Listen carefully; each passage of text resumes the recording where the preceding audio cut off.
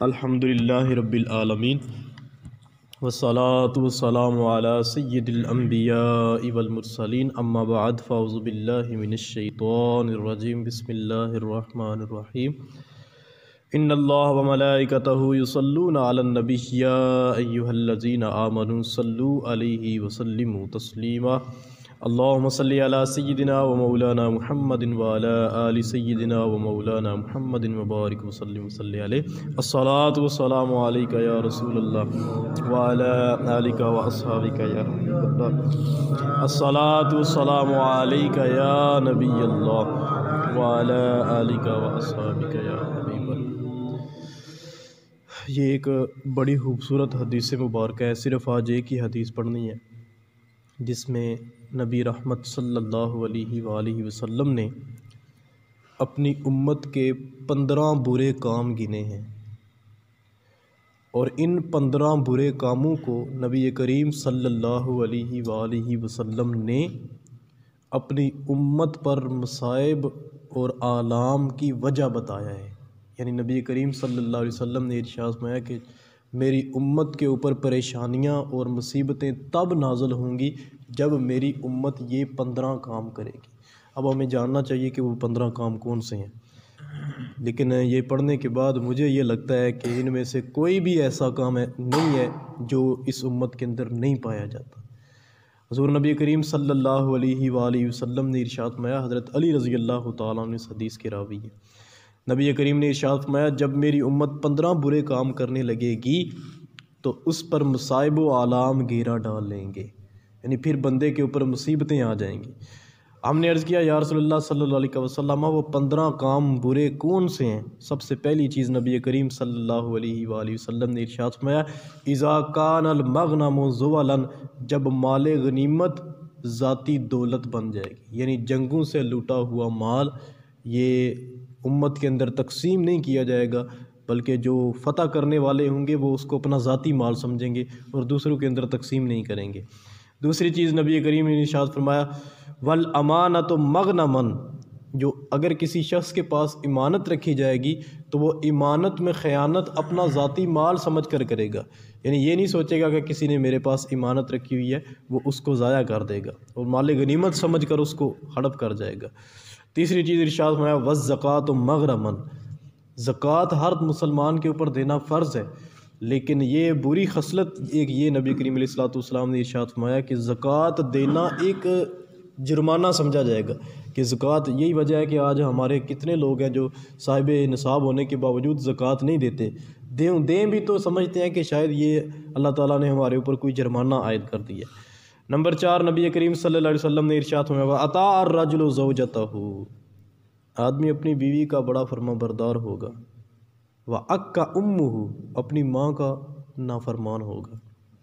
یعنی ماں کی نسبت بندہ اپنی بیوی کی فرما برداری زیادہ کرے گا۔ یہ دو چیزیں نبی کریم نے ایک بات کے اندر جمع کر دی، وَأَطَاعَ الرَّجُلُ زَوْجَتَهُ، آدمی اپنی بیوی کی تو بڑی فرما برداری کرے گا، وَأَكَّ أُمُّهُ، حالانکہ اپنی ماں کی کیا کرے گا؟ نافرمانی کرے گا۔ چھٹی چیز ارشاد فرمایا وَبَرَّ صَدِيقَتُهُ، یہ سب بڑا مسئلہ پایا جاتا ہے، وَحَفَا أَبَاهُ، بَرَّ صَدِيقَهُ کا مطلب یہ ہے کہ آدمی اپنے دوستوں کے ساتھ تو بڑا احسان کرے گا، وَجَفَا أَبَاهُ، اپنے باپ کے ساتھ بے وفائی کرے گا، یعنی جس جگہ کے اوپر اسے زیادہ حسن سلوک کی ضرورت ہے، یعنی اپنے والدین کے ساتھ اپنے ابے کے ساتھ تو وہ اچھا سلوک نہیں کرے گا، لیکن اپنے دوستوں کے اوپر بڑی نوازشات کرے گا، ان کے ساتھ بڑا احسان کرے گا۔ 7 چیزیں۔ 8ویں چیز نبی کریم علیہ الصلوۃ والسلام نے ارشاد میں وَارْتَفَعَتِ الْأَصْوَاتُ فِي الْمَسَاجِدِ، ہم کو سوچنا چاہیے کہ یہ مصیبتوں کی ایک وجہ یہ بھی ہے، نبی کریم علیہ الصلوۃ والسلام نے ارشاد فرمایا مسجدوں میں نمازیوں کی آوازیں بلند ہونا شروع ہو جائیں گی۔ آج ہماری مساجد کی یہی حالت ہے کہ چھوٹا سا مسئلہ ہو تو اتنا مسئلہ جس کو ڈسکس کیا جاتا ہے وہ مسئلہ نہیں ہوتا جتنا ہماری آوازیں بلند ہو جاتی ہیں، کوئی ادھر سے اونچی آواز میں بات کر رہا ہے، کوئی ادھر سے اونچی آواز میں بات کر رہا ہے، تو یہ مصیبتوں کی ایک وجہ یہ بھی ہے۔ مسجد پرسکون جگہ ہوتی ہے جہاں پہ بندہ اللہ کا ذکر کرتا ہے، تو اگر اس جگہ کے اوپر بھی لوگوں کی آوازیں بلند ہونا شروع ہو جائیں تو یہ ہمارے لیے مصیبت کی ایک وجہ بنتا ہے۔ 9ویں چیز نبی کریم علیہ الصلوۃ والسلام نے ارشاد فرمایا وَقَانَ زعیم القوم ارذلہم، لوگوں میں سے جو سب سے زیادہ ذلیل ترین شخص ہوگا وہ لوگوں کا اٹھا کے سردار بنا دیا جائے گا، یعنی جس کو کوئی سمجھتے ہی کچھ نہیں ہوگا، ذلیل ترین انسان وہ لوگوں کے نزدیک ہوگا، اس کو اٹھا کے قوم کا سردار بنا دیا جائے گا۔ 10ویں چیز ارشاد فرمایا وَأُكْرِمَ الرَّجُلُ مَخَافَةَ الشَّرِّ، آدمی کا احترام اس کے برے ہونے کی وجہ سے کیا جائے گا۔ یہ آج کل یہ بھی ایک مسئلہ بہت عام ہے کہ کوئی شخص جتنا برا ہے، جتنا زیادہ اس کے پاس اسلحہ ہے، جتنی زیادہ اس کے پاس طاقت ہے، چاہے وہ نماز پڑھتا ہے یا نہیں، وہ اپنی شرارت کی وجہ سے ہمارے لیے قابل عزت بنا ہوا ہے۔ حالانکہ اسلام جو ہے وہ عزت، کسی کو قابل عزت اسی وقت سمجھتا ہے جب وہ نیکی اور تقوی میں سب سے زیادہ فائق ہو۔ 11ویں چیز نبی کریم علیہ الصلوۃ نے ارشاد فرمایا وَشُرِبَتِ الْخُمُورُ، شرابیں پی جائیں گی۔ تو یہ تو ایک عام مسئلہ ہو گیا ہمارے درمیان کہ شراب کے کارخانے جو ہے وہ یہاں پہ بنے ہوئے ہیں، تو شرابیں نوش کی جائیں گی۔ یہ بھی ایک ایسی چیز ہے جس کی وجہ سے ہمارے اوپر مصائب و آلام نازل ہوں گے۔ اور آخری جو 12ویں چیز وَلَبِسَ الْحَرِيرُ،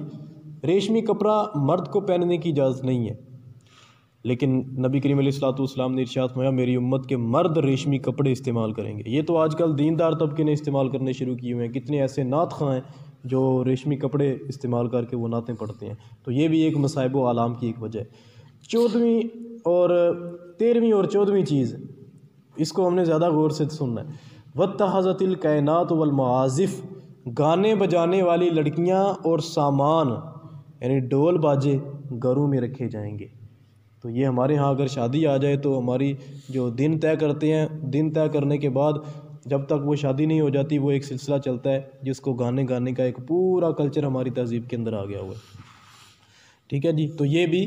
امت کے اوپر مصائب و آلام کی ایک وجہ ہے۔ 15ویں چیز نبی کریم علیہ الصلوۃ نے ارشاد فرمایا، آخری چیز ہے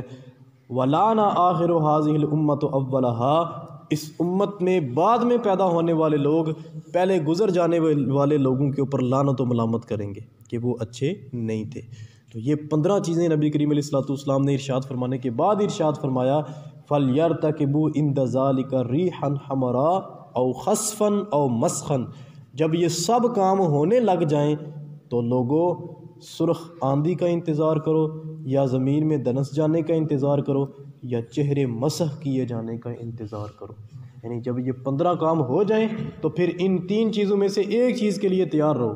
یا تو تمہارے اوپر اللہ تعالیٰ کی ذات سرخ آندھیوں کو مسلط کر دے گی، یا اللہ تبارک و تعالیٰ کی ذات سابقہ قوموں کی طرح تمہیں زمین کے اندر دنسا دے گی، یا اللہ تبارک و تعالیٰ کی ذات سابقہ قومی کی طرح تمہارے چہروں کو مسخ کر دے گی۔ ان کے اوپر غور کرنا چاہیے، یاد رکھنا چاہیے، اور اگر ہمارے اندر ان میں سے کوئی برائی پائی جاتی ہے تو اس کو اپنی ذات سے دور کرنا چاہیے۔ اللہ تبارک و تعالیٰ جو معروضات آپ کے سامنے رکھی، اللہ عمل کی توفیق دے۔